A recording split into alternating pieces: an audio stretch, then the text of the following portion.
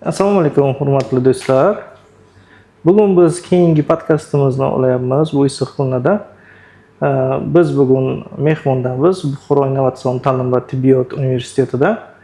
Bugungi mavzumiz ayol salomatligi. Ayol salomatligining ahamiyati va nima uchun biz ayollarimizni asrab-avaylashimiz kerak, sog'ligini va salomatligini shu haqida gapirib o'tamiz. Sizlar bilan men doktor Fayziyev Siyavush va bugungi mehmonimiz go'zal, hamma tomonlama go'zal va ismlari go'zal doktor, infeksionist va fitness trener birgalikda bu sohalarni olib boradilar. Marhamat, go'zal, o'zingiz haqida ozgina gapirib bersangiz. Men O'ziva Go'zal, o'zim fitness trenerga yaqinda boshladim. 5 yildan beri infeksionist vrach, ya'ni yuqumli kasalliklar vrach bo'lib faoliyat yuritaman. Tanishganimdan xursandman. Rahmat kelganingiz uchun, xush kelibsiz. Endi ozgina ahamiyati haqida, salomatlik haqida va umuman ayol salomatligi ahamiyati bugungi kunimizda nima uchun biz ahamiyatga ega mavzu deb bilamiz bu mavzuni? Keyingi avlodga qanday ahamiyati bor, shu haqida gapirib bersangiz. Xo'p, hozirgi keyingi avlodda nima ahamiyati bor? Ayollarimizni salomatligi juda muhim ega bo'ladi. Sabab ular kelajakni tarbiyalab kelayotgani hisobiga va hozirda ayollarda eng ko'p bo'layotgan muammo semirish muammosi bo'ladi-da. To'g'ri. Bu semirish bilan ham depressiyaga, ham stressga va ham bolalarni уже sog'lom o'ylashga olib kelmaydi. Shuni hisobiga asosiy fitness trenerlikni tanlaganman. Что ayollarga yordam berishim uchun, ayollarga bironta plyusim tegsin deb shu fitness trenerlikni tanlaganman. Va hozirgi kunda semizlik juda nafaqat ayollarning ichida, balki erkaklarning ichida ham katta muammoga o'rgilib kelyapti. Bu esa depressiyaga olib keladi. Juda to'g'ri aytasiz. Depressiya, stress har xil kasalliklarga, keyingi holatlarga, ya'ni vrachebnoy davolash holatlariga keltiradi, ya'ni infeksion kasalliklarga, somatik kasalliklarga ham juda tez keltirishi mumkin stress, depressiya. Hozirgi kunda hattoki chet davlatlarda ham siz aytib o'tgan mavzu, ya'ni problema juda qattiq olingan, chunki semizlik sekin-sekin hamma davlatlarni qamrab olyapti. Shu semizlikni oldini olish yoki qanday unga olib bormaslik, gormonal o'zgarish bo'lmasligi, shu haqida ozgina gapirib bersangiz mutaxassis sifatida. Xo'p, semizlikni qanday oldin olamiz? Birinchi sog'lom turmush tarzi, ya'ni sog'lom ovqatlanish ga kiradi asosiy. Va ba'zi odamlarda ovqatlanmasam ham semirib ketaman degan narsa bo'ladi. Bu nimani hisobiga bo'ladi? Bu ko'p o'ylovning hisobiga, ko'p stressning hisobiga yoki ayollarning orasida oilaviy muhit jihatidan bo'lishi ham mumkin. Sabab ba'zi ayollarda oilaviy muhiti ozgina problemli bo'lgan hisobiga bo'lishi mumkin. Va bu meditsina tomonidan ham semizlik tomonidan juda, masalan, semizlik nimaga olib keladi? Javoy gepatozga, undan keyin gepatitlarga olib kelishi mumkin. Javoy gepatozni уже keyinchalik bosqichi gepatitga olib keladi. Shuni hisobiga semizlikni oldini olishimiz kerak bo'ladi asosiy. Va ayollarga qanday ta'sir qilish kerak? Ya'ni ayollarda masalan sog'lom turmush tarzi qilsa, bu oilani полностью sog'lom qiladi. Ya'ni o'zi sog'lom turmush tarziga, правильный питаниyaga, ya'ni sport bilan shug'ullanishiga nima qilsa, rioya qilsa, buni oilasidagi, buni eri, bolalari, uni qaynonasi, qaynsinglisi ham shu rioyaga, ya'ni shu tartibga kiradi. Shuni hisobidan undovcha bilan aytaman, asosiy правильный питание kerak. Har doim masalan yog'siz ovqatlarni yemaslik. Bu nima tomonidan? Bu hamma sog'lig'i tomonidan, ya'ni gepatitlarga olib kelmaydi, javoy gepatozga olib kelmaydi. Boshqa kasalliklarni, ya'ni ginekologik kasalliklarni ham oldini olishi, gormonal o'zgarishlarni, narushenyalarni oldini olishga yordam beradi. Shuni правильное питание, ya'ni PP nima degani o'zi? qanday ovqatlanishi kerak ayol kishi, erkak kishi? Endi ayol kishi asosan qanday ovqatlanishi kerakkim, gormonal o'zgarishga olib kelmaydi, semirishga olib kelmaydi. Nimalarni yeyishi mumkin, nimalarni yeyishi mumkin emas, qisqacha aytib bersangiz. Xo'p, kunlik davomida ratsion bo'ladi. Ya'ni har kim o'zini kunlik kaloriyasini yo'qadi. Ya'ni u bo'yidan, vazidan kelib chiqqan holda. Va kunlik vazniga yo'qadigan kaloriyasini bizlar hozir примерно 1400 yoki 1500 kaloriya deb hisoblasak, ana shuni полностью oqsil, belok, uglevod, suv bilan, boshqa vitaminlar bilan to'ldirish kerak bo'ladi. Biz uni prosta uglevod bilan yediramiz. Masalan, 1400 kaloriyani yedik, yeganimizdan keyin faqat xamirli oshlarni yeganimizdan keyin u to'lib qoladi. Ya'ni 2 soatdan keyin yana och qolishga keladi. Va yana tribut qiladi, yana xamirli oshlarni. O'sha narsalarni полностью ratsion qilib, normada qilayotgan bo'lsak, bu bizga уже shirinliklardan, gazli ichimliklardan, fast foodlardan ham уже to'yinib qolamiz. Даже hozir shirinlik keltirib qo'ysangizlar ham, yo'q, yegim kelmaydi degan gaplar bo'ladi. Ya'ni birinchi полностью uni vitaminlarni, uglevodlarni, beloklarni hammasini normada qilsak, bu sog'lom turmush tarziga kiradi. Ya'ni uyda endi o'zbekchilikda har doim xamirli go'shtlar har doim bor. Ya'ni yaxshi ko'rgan ovqatlarimiz. Yaxshi ko'rgan ovqatlarimiz, ya'ni osh deydimi, mantu deydimi, hammasi bor. Yeyish kerak bularni, yemaslik emas. Полностью men запрет qilmayman, даже o'zimni klientlarimga ham запрет qilmayman. Bir hafta полностью ratsionni qilib, menga qo'ygan rezultatimni qilib bersa-da, можно. Yeyish mumkin uni. Har doim полностью yo'q, yemayman degan narsa emas. Lekin masalan kunlikda 2 ta mantu yeyotgan bo'lsangiz, o'shanda dozasini kamaytirib boshlaymiz. Ya'ni bittaga, keyin yarimtaga, keyin полностью tushiramiz. U yana bitta yoki ikkita. O'zi oshqozon kichayish normasiga kelamiz-da. Shuning uchun полностью правильный PP deganda men hamma dozani pasaytirib boshlayman sразу. Sabab u organizmga, ya'ni meditsinskiy tomondan ham fitness trener to'g'ri yaxshi rezultat olish kerak, lekin yaxshi rezultatga erishish uchun 6 oy, 3 oy vaqt ketadi. 1 oy ichida keta olmaysiz. Ya'ni ovqatlanaveradi. Lekin hamma o'sha ovqatni past dozada boshlanadi. Masalan, tarelkaga hozir belok oldik, uglevod oldik, keyin boshqa vitaminlar hammasini oldik. Lekin o'sha vitaminni yeyotgan paytimiz уже dozasini pasaytirib boshlaymiz. Bu doza pasaytirib boshlayotganimizda organizm hech qanaqa nima bo'lmaydi, slabo bo'lmaydi, birdaniga vitaminoz holatlari kelib chiqmaydi. Ya'ni qon kamlik kelib chiqmaydi. Shuni hisobiga уже kamaytirib boshlaymiz. Bir xil mif bor. Faqat men shu gapni eshitaman, haligacha bu gap bor. 6 dan keyin ovqatlanmang.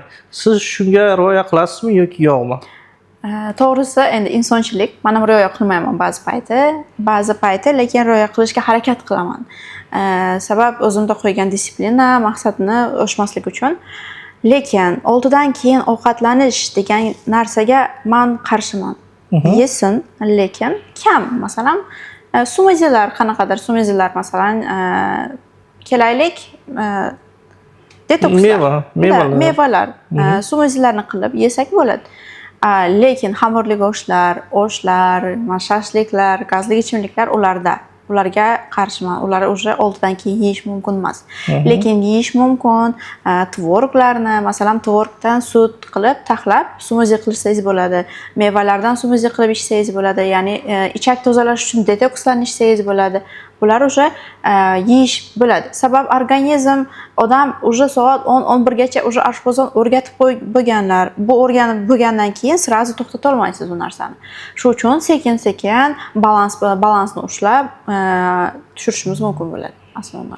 Yana bitta narsani aytib o'tish kerak. Ayollarimiz hozirgi kunda fitness bilan shug'ullanyapti, sport bilan shug'ullanyapti. Hattoki jismoniy o'zgarishlarga keltiryapti bu sport bilan shug'ullanishlari, ya'ni fitness bilan shug'ullanib, testosteron gormoni ko'tarilib ketyapti. Bu narsaga qanday ahamiyat ega deysiz? Bu narsaga qanday qaraysiz? Yaxshi tomonlamami yo yomon bo'lyaptimi? Ya'ni erkaklashib ketmayaptimi ayollarimiz? Yo'q, erkaklashib ketmayapti. Sabab ularda o'zining balansi bor, testosteron balansi. Ya'ni erkaklarda, ayollarda, masalan, erkaklarda ham estrogen balansi bor. o'sha balansni ushlab bilsak, bu testosteron balansi ko'tarilib ketmaydi. Agarda ushlay olmasang, to'g'ri erkaklashib ketgan ayollar ham bor, lekin ular ham testosteronni o'sha gormonal narushение hisobidan uni to'g'irlashimiz mumkin. Keladigan bo'lsak, ba'zi masalan klientlarimga aytaman, masalan spinaga yoki oyoqqa ishlayotgan payti biz erkaklashib ketmaymizmi degan savol bo'ladi. Yo'q, erkaklashib ketmaysizlar. Sabab sizlarning o'zingizlarning normangizlar bor, o'sha normaga qarab biz ularni to'g'irlaymiz. Keyin estrogen gormoni, желательно estrogen gormoni o'sha payti polniy nazariy, masalan, polniy qiziqishimiz testosteron ko'tarilayotgan payti estrogenni ham ko'tarishimiz kerak bo'ladi. Estrogen bilan testosteron tushirib, keyin estrogenni ko'tarsak, bu ikkalasi normal holatda bo'ladi asnoviy. Keyin to'g'ri, stressdan, depressiyadan ko'p testosteron, ya'ni ba'zi ayollar o'zlari nimani olib qo'ygan, zimmasiga erkaklik ishini olib qo'yganlar. Ya'ni oilaga, bola chaqaga, ishlashiga, hammasiga o'zi yugurishi kerak, o'zi topishi kerak. Ba'zi endi ajrashgan ayollarimizda kelib chiqadigan holatda bu. Erkak funksiyasini erkak funksiyasiga o'tib qolgan bo'ladi. Bunda to'g'ri, ularda уже testosteron salgina pasal yuqori bo'lgan bo'ladi, lekin ularning zimmasida bo'lgan bo'ladi. Bu bilan birgalikda estrogen gormoni qanday ko'tarishimiz mumkin? O'ziga qarashi, masalan, sport bilan shug'ullanishi, o'ziga vaqt ajratishi, masalan, kosmetika, bo'yanish kerak bo'ladi. O'zi dam olganda, hordiq olganda, o'sha payti уже estrogen gormoni, ya'ni ayollik hissini ham tatsa bo'ladi. Ya'ni jismoniy, ma'naviy ham nima deydi, madaniy har tomonlama ayolning hayotiga ta'sir qiladigan omillarni to'g'rilashimiz kerak. Yana bitta savol tug'ildi sizni gapirib bergan gaplaringizdan. Ya'ni erkaklik funksiyasini ayollar hozirgi kunda o'z zimmasiga olgan dedingiz. Bu sotsial tomondan to'g'ri narsami yoki yo'qmi? Sizni o'zingizning fikringiz, shaxsiy fikringiz? Yo'q, noto'g'ri narsa bu narsa. Lekin majburlikdan olgan bo'ladi ba'zi ayollar. Ba'zi ayollar esa shunga o'zi talpinib shu narsani qiladi. Lekin ayol bo'lib keldikmi dunyoga, ayollik hissini bilishimiz kerak. Ayollik baxtini ko'rishimiz kerak. Masalan, har tomonlama ayollik jihati baribir ayol bo'lib tug'ildikmi, ayollik baxtini ko'rishimiz kerak. Erkaklik jihati to'g'ri, o'sha erkaklikda ular majburlikdan olgan bo'ladi. Yoki qanaqadir dadasidan zarba olgan bo'ladi yoki eridan zarba olgan bo'ladi. Psixologik travma demoqchisiz. Psixologik travma bo'lishi mumkin, shuni hisobidan bo'lishi mumkin. Lekin baribir ayol bo'lib tug'ildikmi, har doim ayollik baxtini va ayollik hissiyotini baribir ko'rishimiz kerak bo'ladi. Men bunga noto'g'ri qarayman. Ba'zi payti o'zimda klientlarim ham bor. Ularni ham jalb qilaman, bu kun bunday qilaylik, bu kun bunday qilaylik deb. Lekin salomatlikda, masalan, fitness trenerlikda u ayol bizlarga depressiya bilan kelayotgan bo'lsa, o'sha fikrlashi boshqacha bo'lib chiqadi. Sabab o'ziga vaqt ajratyapti, o'zini masalan ustida ishlayapti, semizlik bo'lyaptimi, o'shani aroqlashga harakat qilyapti, disiplinani saqlayapti, popoga rioya qilyapti. Bu bilan birgalikda o'zini sog'lom o'ylashi, fikrlashi, o'sha hech narsaga e'tibor bermasdan qolar ekan. Даже o'zim ham fitness trenerlikka kirib kelgan paytim, men ham shu daraja depressiya bo'lganman. Masalan, endi unchalik depressiya bo'lmaganman. Endi qiz bola uchun depressiya bo'lgandi. O'qishimda problema bo'lib, keyin o'tib ketganman shuni hisobiga. Lekin o'sha hozir problemalar menga hozircha shunchaki, xo'p, mayli, bu kun ham o'tadi. Ertasi kun yana yaxshiroq bo'ladi degan. Yengilroq qarashni o'rgandingiz. Yengilroq qarashga o'zi o'ylab qo'yganman. Lekin men ham kirgan paytim fitness trenerlikka men ham depressiya bilan kirganman. Shu bilan hozir sog'lom o'ylashim. Даже hozir bir kunim fitness trenerliksiz o'tolmaydi yoki o'zim shug'ullanmasdan o'tolmaydi. Shuni hisobidan ayollarni ko'proq jalb qilaman. Hozirgi kunda fitness trenerlikni o'zi anchadan beri qilyapsiz. Men xabarim bor, reklamaringizni ko'ramiz. Qanaqadir programmalaringiz bormi? Ya'ni har bitta fitness trenerning o'zining shaxsiy programmasi bo'ladi, olib boradigan.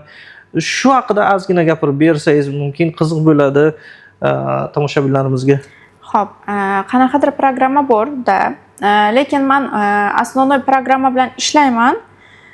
qachon ishlayman, u menga kelgandan keyin 1-2 kundan keyin men unga programma chiqaraman. Sabab men u odamni bilishim kerak. Men ham psixologik ham yordam berib o'tiraman ularga. Vazni, tanasi, yeb ichishi, oila muhiti, masalan, правильный питаниeni qilish o'zi oson emas. Sabab sog'lom turmush tarzini qilayotgan, mana shu правильный ppni qilayotgan paytiga bir narsa bo'ladi, to'y bo'ladi, marosim bo'ladi, o'sha paytda ham ketib yeyishimiz mumkin. O'shalarni jihatidan kelib chiqqan holda men ularga keyinchalik programma tuzaman. Srazi hozir davay sen kelding bugun senga programma beraman degan maqsadda emas. Ularni tanib bo'lgandan keyin men ularga o'zim отдельный programma yozaman. Ya'ni programmasida nima bo'ladi? Ularni turmush tarzidan, oilasidan kelib chiqqan holda disiplinani ushlab bilishidan, asosiy disiplinani ushlab bilsangiz, siz rezultatga erishasiz. Agar disiplinaga erishmasangiz, disiplina qilmasangiz rezultatga erisha olmaysiz. Shuning uchun har bitta odamdan aytaman, 50 ga 50 ishlaymiz. Men senga полностью hamma narsani qilib bersam-u, sen hech narsa qilmasang, menga farqi yo'q, men pulini olib ishlayveraman deyman. Ya'ni qarz ikki tomondan chiqadi. Qarz ikki qo'ldan chiqadi. Ya'ni sen ham o'sha 50% ni qilsang, men senga 50% ni дважды qilib beraman. Lekin o'sha rezultatga erishmoqchi bo'lsang, ya'ni oldinda maqsad qo'ysang, yo'q, menga kerak emas desang, menga ham farqi yo'q. Prosta sana vaqting ketgan qoladi deyman. Buni hamma ayollarga ham o'ziga ham aytaman. Stimulировать qilasiz. Ba'zi ayollarga lekin qattiq tegib qoladi, grubi gapirdingiz deb tegib qoladi, lekin u ham bir stimulyatsiyani bir yo'li. Asnonoyda bu psixologический gap bo'lishi mumkin, psixologический ham ta'sir qilishi mumkin. Shuni hisobidan men aytaman 50 ga 50 seni puling ketyapti-ku degan narsani undovchani qo'yganimdan keyin, ha, to'xta, men bunga pul beryapman degan narsa bo'ladi. Pul endi odamlar uchun, hammasi uchun kerakli narsa bo'lib hisoblanib qolganda, shuni hisobiga pul degan narsani kalimamni orasida kiritib qo'ysam, mablag' ularni stimulyatsiya qiladi. Shuna qilib qo'ysam, o'sha stimulyatsiya qiladi. Ha, to'xta, men bunga pul beryapman. No, asosiy pul emas, u yerda vaqt ketyapti. Buni endi insonlarga tushuntirish qiyinroq. Endi tushunganda, odamning vaqti eng qimmat narsa. Yana bitta narsani aytib o'tishim kerak. PP deganimiz, ya'ni правильное питание, juda bir mablag' haqida gapirdik. Mablag' tomonidan juda bir qiyinroq masala aslida. Chunki правильное питание qilinadigan mahsulotlar o'ziga yarasha qimmatroq. Normal ovqatlarimizdan, normal mahsulotlarimizdan ozgina qimmatroq bo'ladi. Shunga qanday bir boshqa yo'llari bormi yoki qandaydir nima deydi? Bo'lе sredniy varianti bo'ladimi, o'rtacha varianti bormi ovqatlanishni? Ya'ni juda qattiq PPga kirmasdan o'rtacha ovqatlanish bilan vazn tashab bo'ladimi? O'rtacha ovqatlanish bilan vazn tashab bo'ladi. Sredniy ovqatlanish tarziga men aytaman, o'sha yeyotgan narsasini salgina kamaytirish va ko'proq suv ichish tavsiya beraman. Ya'ni kuniga 2-3 litr suv ichsa, bu ham sog'lik tomonidan, o'sha trenerlik tomonidan ham yordam beradi. Keyin ba'zi ayollarda PP to'g'ri qilib biladi. Hozir masalan yoz oylarida mevalar pishgan payti, masalan hozir qovun, tarvuzlar ko'p. O'sha pishgan payti правильный питаниеga kirish va osonroq va vazn tashlash ham juda oson bo'ladi. Masalan, issiq kunlarda ba'zilari ovqat yegisi kelmaydi. Lekin ovqat yeyish kerak o'zi aslida. Ba'zilar aytadi, men PP qilyapman, men zalga chiqyapman, men ovqatlanmayman degan narsa bo'ladi xayolida, lekin asosiy ovqatlanish kerak. Lekin ovqatlanish kerak deganda, masalan, soat 8 dan 9 gacha zavtrak, 1 dan 2 gacha obed, ujin, shunaqa har bittasini soatlarini qilsa va suv balansini normal ushlasa, albatta bu rezultatga erishadi. Endi правильный питаниeni qimmatligiga keladigan bo'lsam, rostdan men ham bilmadim. Men o'zi chet el fuqarosiman. Chetdan kelganimda men bizlar davlatimizda bu arzon narsa. Lekin O'zbekistonda yashayapman, juda ham qiyin, qimmat. Qiyin emas, qimmat. Ko'p, masalan, biror narsa olmoqchi bo'lsangiz, qimmatroq bo'ladi. Masalan, avokado, ileji, boshqa narsalarni olmoqchi bo'lsangiz, qimmat. Uni o'lim jihatdan men bilmadim, lekin sredniy varianti ko'proq suv balansini ushlab bilishingiz asosiy. Aslida suv balansi. Suv balansini ushlab bilsangiz, siz albatta rezultatga erishasiz. Keyin ham disiplina. men disiplinani sevadigan odamman o'zi. Har doim masalan soat 2dami, 2da o'sha joyda bo'lishim kerak, 1dami o'sha joyda bo'lishim kerak degan narsa menda bor. Bu rejimda yuraman. Bu rejim men uchun yaxshi narsa, lekin ba'zilar uchun yomon narsa. Sabab plan partish yuradigan odamlarda, bez plan yuradigan odamlarda juda ham qiyin narsa bu narsa. Shu haqida ozgina gapirmoqchi edim, chunki ko'p ayollarimiz, qizlarimiz bilaman uxlashni yaxshi ko'radi. Uxlashni yaxshi ko'radi kechgacha soat 12-1gacha bir xil yosh qizlarimiz uxlaydigan bor hali erga tegmaganlari, endi erga tekkanlari albatta bunday qila olmaydi. Shu narsaga qanday qaraysiz? Ya'ni ko'p uxlash ayol sog'ligiga yaxshimi yoki aksincha yomon bir holatlarga keltirishi mumkinmi?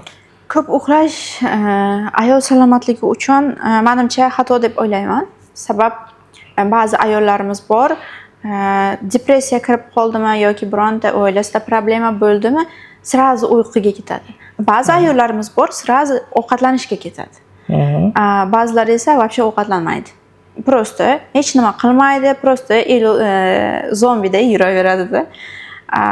Yopib qo'yadi o'zini o'zini polностью atrofini yopib qo'yadi. Xuddi masalan ishiga borib keladi, lekin odamlar bilan gaplashgisi kelmaydi. Avtomatizmda yuradi. Avtomatizmni.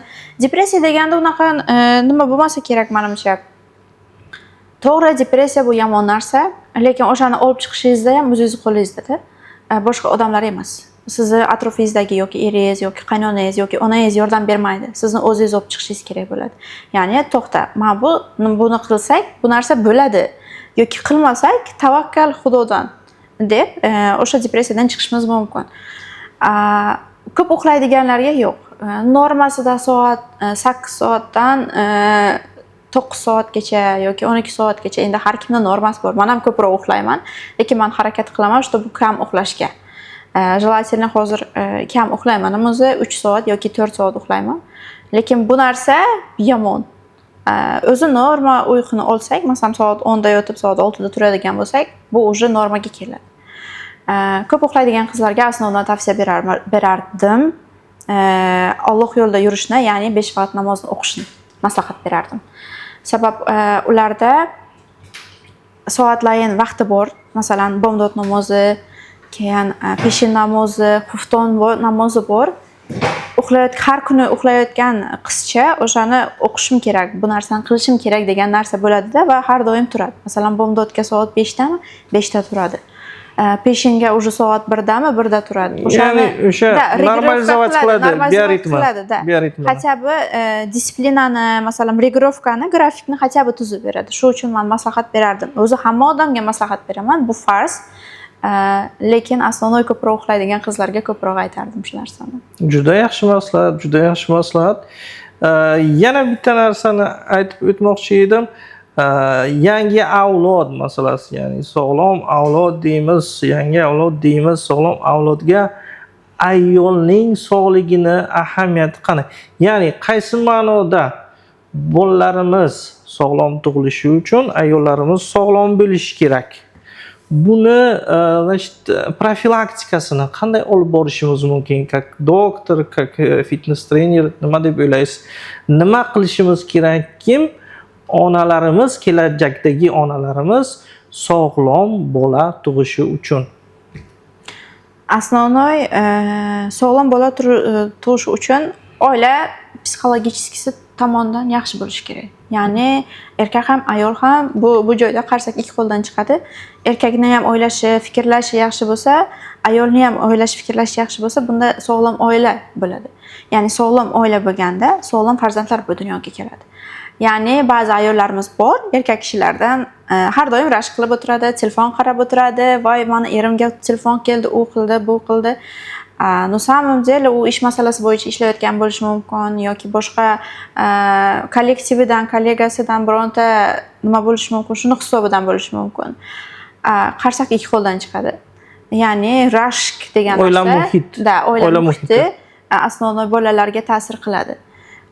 Sizni sog'lom oilangiz bo'lsa, bolangiz sog'lom o'ylaydi, sog'lom fikrlanadi, ya'ni urushish degan narsani eshitmaydi.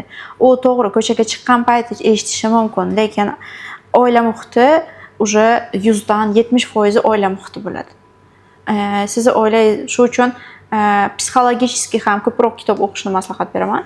Ya'ni psixologicheski ham yosh ayollarimiz, qizlarimiz kitob o'qisa. Shuni hisobidan men ko'proq sog'lom fikrlashga shuni undov beraman. Va kitob o'qisin, bo'sh vaqtlarida masalan trener nimaga chiqsin, zalga chiqsin, o'zini qomatini to'g'irlasin, salonlarga borsin, kosmetologlarga borsin. Men kosmetologlarga borsin desam, labini o'ncha qilib shirsin demayman. Prosta ayollik energiyasi bor. O'ziga qarasin. Agar o'ziga qaraganda, keyin o'zini sevganda, boshqa odamlar uni sevib biladi. Shuni hisobidan men ko'proq ayollarimizga aytardim, har doim o'zingizni seving. O'zingizni seving va o'zingizni qo'llang. Albatta. Yana bitta narsani sog'lom avlod haqida gapirishimiz kerak. Hozirgi kunda ko'chalarda ko'rib qolamiz yoki ma'lum bir joylarga borsak, qizlarimiz afsuski o'zbekchilikka to'g'ri kelmasa ham sigaret chekishini ko'rib qolamiz. Ya'ni yomon holat, bu juda yomon holat. Bunga qanday qaraysiz, как специалист, как sport treneri? Bu nimaga olib kelishi mumkin keyinchalik? Shuni aytib o'tishimiz kerak. Mumkin shu gaplarimizdan keyin qandaydir fikrga kelib, bu holatlar kamayishiga endi nima deydi, niyat qilib qolamiz. Shu haqida ozgina gapirib bersangiz. Sigaret chekishiga juda qarshiman. Даже qizlarga ham emas, erkaklarga ham qarshiman. Sabab bu juda to'g'ri stressga tushdim, sigaret chekdim degan narsa bor, gap bor. O'sha narsani ko'proq qiladilar, lekin bu narsa juda muammoli. Ya'ni buni oldini olishimiz kerak bizlar. Ham sog'lik tomonidan, ham trenerlik tomonidan va boshqa kasallarga olib keladi. Ya'ni hech bo'lmasa tuberkulozga, ya'ni o'pka kasalligiga olib keladi. Bu narsa yomon holatda, oxiri yaxshi emas bu narsani. Ko'p kasallarni ko'raman, даже gormonal o'zgarishga ham olib kelishi mumkin. Gormonal narasheniyaga olib keladi-da. Даже o'zimizda kasallarimiz do'riqlashib, qizlarni shunday yomon bo'lib ketadi. Yomon narsa bu. Sog'lom bola ham dunyoga kelmaydi bulardan. Aslonoy. O'zimiz tengi qizlar bor, o'zimiz tengi, ya'ni yoshim bilan baravar qizlar bor. Men ham ko'rganman bu narsani. Nafaqat sigaret, balki klublarda aylanganlarni ham ko'rganman, lekin bu narsa bu ham oila jihatidan kelib chiqqan holda bo'ladi. Ya'ni oilasi sog'lom bo'lsa, ota-onasi sog'lom bo'lsa, bu narsa bo'ladi. Nimaga ota-onasi sog'lom deganda, unaqa sog'lik tomonidan aytmayapman. Ular kelishmovchilik bo'ladida, ma'naviy sog'lom bo'ladi, kelishmovchilik bo'ladida, ajrash nimasiga kelib qoladi. O'sha payti ajrash deganda ota-ona, xotin faqat o'zini depressiyasini o'ylaydi ular. Lekin o'rtadagi qolayotgan bolaga hech qanaqa qaramaydilar. Masalan, men u bilan unay qildim, men uni rashk qildim degan narsa bo'ladi, lekin faqat o'zini o'ylaydi, lekin bolaga hech qanaqa ahamiyat bermaydi. Bu ahamiyat bermasligi o'sha bolaga qandaydir darajada ta'sir qiladi va ta'sir qilgani hisobidan bu ketadida, o'ziga yomon odatlarni orttirib oladi yoki yomon do'stlarni orttirib oladida va bundan keyin o'sha yo'lga kirib ketadi. Keyin u yo'ldan kirgandan keyin chiqish juda ham qiyin. Unga ham chiqishga ham yordam beradigan narsa birinchi o'zi bo'ladi va oilasidagi yaqinlari bo'ladi. Yaxshi ko'rgan sport, atrof muhiti. Birinchi o'sha yo'lda kirgan payti o'zini tozalash kerak, ya'ni atrof muhitini va o'zini. O'zi xohlayotgan bo'lsa, u narsani chiqarib bilasiz. Agar xohlamayotgan bo'lsa, biz qancha harakat qilmaylik, baribir qandaydir darajada hozirchalik qo'yish mumkin, lekin yillar davomida yana qaytib o'sha bitta depressiya kirib qoldiki, hayotda har narsa bo'ladi. Bir narsa udar bo'ldiki, sразу yana o'sha joyga kirib ketadi. Shuni hisobidan birinchi har doim xohish o'zida bo'lishi kerak. Har doim xohish o'zingizda bo'lsa, siz xohlasangiz hamma narsa bo'ladi. Siz xohlamasangiz hech narsa bo'lmaydi. Shu narsaga men уже 100% ishondim. Чтобы men xohlayapman, shu narsa bo'ladi. men xohlamasam o'sha narsa bo'lmaydi. Moralная sila deydi, o'zini kuchiga ishonish kerak inson. O'zini inson. kuchiga, o'zi o'shani boshqarib biladi. Men shu yo'ldan chiqib bilaman degan narsa unda o'chani qo'ysa, o'shani yo'ldan chiqib bo'ladi. Bizlar u yo'lda hozir uni ichida nima o'tayotganini, uni masalan soстояниесiga tushgandan keyin odam biladi. Soстояниесiga tushmasangiz hech qanaqa bilmaydi. O'sha ichiga tushib bo'lgandan keyin to'xta, men xato yo'ldaman, men bu yo'ldan chiqishim kerak degan narsa bo'ladiki, shu narsadan chiqib ketadi. Agar yo'q, biz hozir faqat atrof muhit, men baribir u narsani qilaman deydi. Sabab bola jahldor bo'ladi, bola уже quvnoq bo'ladi, bola har tomonlama bo'ladi. Hattoki yana bitta narsani aytib qo'yishim kerak. Afsuski, nafaqat erkaklarimizda yoki yigitlarimizda, qizlarimizda ham hozir giyohvandlik muammosi chiqqan. Yosh qizlarimiz afsuski giyohvandlikka berilib ketgan. Shu siz aytganday hozir men bu muammoni nima uchun ochdim? Muhit haqida gapirdingiz. Ayol kishi, qiz bolani muhiti juda katta ahamiyatga ega. Dugonalari, ya'ni sinfdoshlari, одноклассницалар deydi, bitta oliygohda o'qiydigan talabalar oldi atrofi juda katta ahamiyatga ega. Shuni qanday ota-ona kontrol qilib biladi? Nima deb o'ylaysiz? Kontrol qilish emas, kontrol qilgan paytingiz har doim odam qochadi. Даже eringizni kontrol qilsangiz sizdan uzoqlashadi yoki qaynonangizni yoki bolangizni kontrol qilsangiz sizdan uzoqlashadi. Qanday yordam bo'lish mumkin? Ya'ni unga tipo dugonaday, masalan, dadangiz bilan dugonaday bo'lsangiz yoki onangiz bilan dugonaday bo'lsangiz, o'sha oilada qandaydir bir tog' bo'lsinki, чтобы hamma narsasini aytib bilsin. Даже o'sha gapirayotgan yigitimi yoki olayotgan pulimi yoki boshqa narsasini hamma narsani ota-onasiga aytib biladigan darajada bo'lsin. Masalan, men ham xohlardim dadam bilan dugona bo'lishni. Dugonaman, unchalik nima emasman, lekin asosiy rol onada bo'ladi bu yoqda. Baribir qandaydir darajada men aytganman dadamga bu bo'ldi deb. Ma'lum bir gaplarni ayta olmaysiz. Ma'lum bir gaplarni ayta olmayman. Qizim bunday qilsang bunday bo'ladi. Qizim bunday qilsang maslahat sifatida, ya'ni dugona sifatida baribir ona katta rol o'ynaydi. Shuning uchun onasi bilan dugona bo'lsa, bu уже o'sha muhitlarni, dugonalarni kontrol qilishga yordam beradi. Sport jihatdan giyohvandlikka berilib ketgan qizlarimiz yoki masalan biron bir yomon yo'llarga kirib ketgan qizlarimizni sport jihatdan qanday yordam berib bo'ladimi qandaydir? Ya'ni shu yaxshi tomonga qaratib sport bilan shug'ullantirib, fitness bilan, ya'ni muhitini almashtirib, shunaqa holatlarga keltirib bo'ladimi? Nima deb o'ylaysiz? Ha, keltirib bo'ladi. Keltirib bo'ladi. Agar sog'lom o'ylayotgan bo'lsa, har doim keltirib bo'ladi. Men baribir har bir gapimda psixologический narsani olib chiqaman, ya'ni gormonal narushenyalarda ham, sog'lom PPda ham yoki boshqa narsada ham baribir psixologический narsaga olib chiqaman. Qachon sizni o'ylavingiz, masalan, odam muhiti, psixologiya katta ahamiyatga ega. Baribir psixologiya katta ahamiyatga ega. Odamlaringiz, masalan, odamlar bilan qancha ko'p gaplashsangiz, shuncha sizni nimangiz oshadi. Ma'lumotingiz oshadi. Qancha o'zingizni chekkaroq olib, odamlardan uzoqroq tutsangiz, bu sizni уже o'ylashingiz, fikrlashingizga ham olib keladi. Даже bu keyinchalik sizni kelajagingizga, ishingizga, karyerangizga ham ta'sir qilishi mumkin. Bor shunaqa odamlar polностью granitsa bilan yuradi, har doim yo'q deydi. Odamlar har doim aldaydi yoki odamlardan qanaqadir bir zarba olgandan keyin o'zini chegaralaydi. Yo'q, ishonmaydi. Har odam har xil. 5 barmoqimiz teng emas. Har odam o'zida masalan sizga yaxshilik keladi, yomonlik keladi, lekin siz buni to'g'rilab bilishingiz kerak.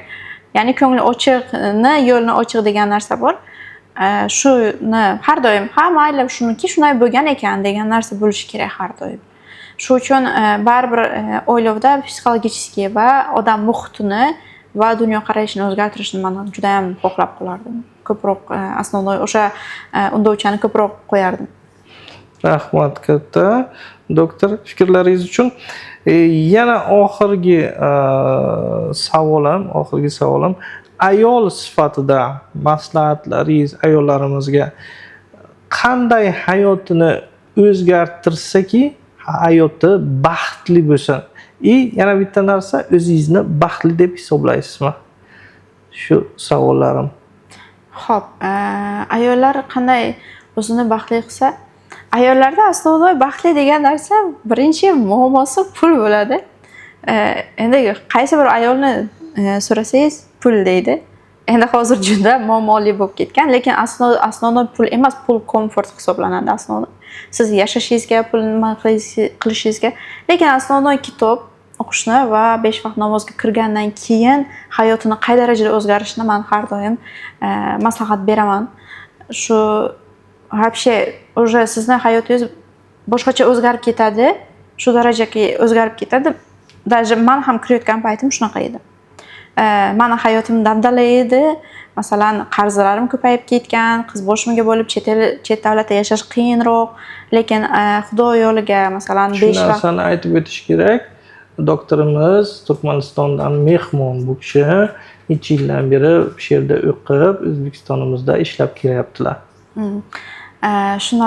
Shundan keyin уже hayotingiz boshqacha o'zgarib ketadi. Даже muhitingiz ham o'zgarib ketadi. Fikrlashlaringiz o'zgarib ketadi. Даже odamlarga qarayotgan paytingiz ham boshqacha qaraysiz. Masalan, xursandchilik bilan qaraysiz. Sizga yomonlik kelayotgan bo'lsa ham, yomon fikrda kelayotgan bo'lsa ham, sizni xursandchiligingizni ko'rib, sizni ko'nglingiz ochiqligini ko'rib, u odamning fikri o'zgaradi.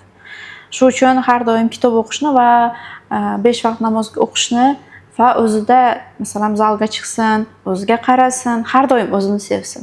Agar o'zini sevsa, baxtli bo'ladi. Agar o'zini sevmasa, hammasini oilaga, bolam, chaqam desa, desin u narsani ham, lekin baribir o'zini sevgandan keyin u narsani aytsin. Shuni hisobiga. O'zini birinchi o'rinda sevib, keyinchalik oilasiga ahamiyat berishi kerak deb o'ylaysiz. Siz o'zingizni baxtli deb hisoblaysiz? Men o'zimni baxtli deb hisoblayman. Chunki oson emas boshqa davlatdan kelib bu urovengga chiqqaningizda, bu darajaga chiqqaningiz juda ham qiyinroq. Ba'zilari chiqib qolmasdan qaytib ketadi yarim yo'lda, ba'zilari esa o'qishni tugatdiki ketadi. Men o'zimni baxtli deb hisoblayman. Sabab nimaga baxtli deb hisoblamay? Ota-onam sog'lom, Xudoga shukr. Har doim kelib ketadilar yonimda. Men borib kelaman. Ishim joyida, o'qishim joyida. To'g'ri, qanchadir qiyinchilik bor, lekin pul masalasi deydigan bo'lsak, yoki boshqa narsa deydigan bo'lsak, bular hammasi yechiladigan muammo. Lekin sog'liq jihatidan men o'zimni baxtli hisoblayman. Yana bitta narsa miyamga keldi. Sizga qarab kuchli ayol degan so'zlar miyamga keldi. Kuchli ayol deganda nimani tushunasiz? Qanday ayol kuchli ayol? Kuchli ayol deganda, kuchli ayol har doim bo'lmaydi. Bo'lishi mumkin. Ba'zi payti endi kuchli ayol o'zi hamma kuchli ayol bo'ladi. Masalan, sizni qanday desam, to'y bo'lgandan keyin o'sha muhitga bo'lishingiz, o'sha kuchli ayol bo'lishi mumkin. O'zi hamma jihatdan kuchli ayol bo'ladi. Lekin baribir ayol jozibali, baribir erkak kishidan salgina nima bo'ladigan bo'ladi. Har doim bir tabaqaga pastroq bo'ladi. Baribir ayol kishi o'zini ayolligini ko'rsatadi. Lekin kuchli ayol deganda men bu narsani aytamanki, что ota-onasini tashlab o'sha oilaga, muhitga joylashyapti. Qanchadir qiyinchilik bilan bolani dunyoga keltiryapti. Sabab u qiyinchilikni va shu qiyin darajada oilasini tashlab, ya'ni ota-onasini tashlab o'sha joyga boryapti. Ya'ni komfort joyini tashlab begona joyga boryapti. Begona joyga boryapti. Men hamma odamga kuchli ayol deyman. Sabab bu narsa oson narsa emas. Men masalan haligacha o'zimga ko'ndira olmayman ba'zi payti. To'xta, deyman, meni komfortim bor, ishim bor, joyim bor, hamma narsam yaxshi, lekin birdaniga meni hayotimda bir odam chiqib qolsa, men unga uni ishlariga, uni oilasiga men xizmat qilishim kerak. Bunda qanday bo'ladi degan narsa bor. Uni kayfiyatiga qarab ishlashim kerak. Uni kayfiyatiga qarab ishlashim kerak degan narsa bor yoki uni ota-onasiga men xizmat qilishim kerak degan narsa bor. Даже o'zimizni ota-onamizga xizmat qilmaydigan darajada ularning ota-onasiga xizmat qilamiz yoki ularni har bir o'zbek ayoli kuchli ayol deb bilasiz. Shunday. Sabab nima jihatidan yaxshiroq. Baribir dunyoga, masalan, bolani dunyoga keltirish o'zi bo'lmaydi. 9 oy uni qornida ko'tarib yurish, gormonal narushение, o'zidagi suyaklarni sinishi, boshqa narsa bo'lib ketishi, u narsa вообще qiyin darajada. Shuning uchun har bitta ayol kuchli ayol deb hisoblayman. Rahmat katta. Bugun biza hurmatli tomoshabinlar biza dori darmonlar haqida gapirmadik. Lekin keyinchalik mumkin boshqa podkastlarimizda yana bu mavzuni davom ettiramiz deb o'ylayman va dori darmonlar haqida qisqacha aytib o'tamiz. Podkastimiz qiziqarli bo'lishi uchun biz xalq tilida gapirishga harakat qildik.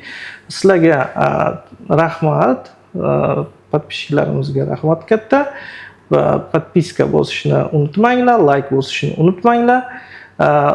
Va albatta mehmonimiz Go'zalxonga katta rahmat kelganingiz uchun, xush kelibsiz. Rahmat hammaga. Sog' bo'linglar, salomat bo'linglar.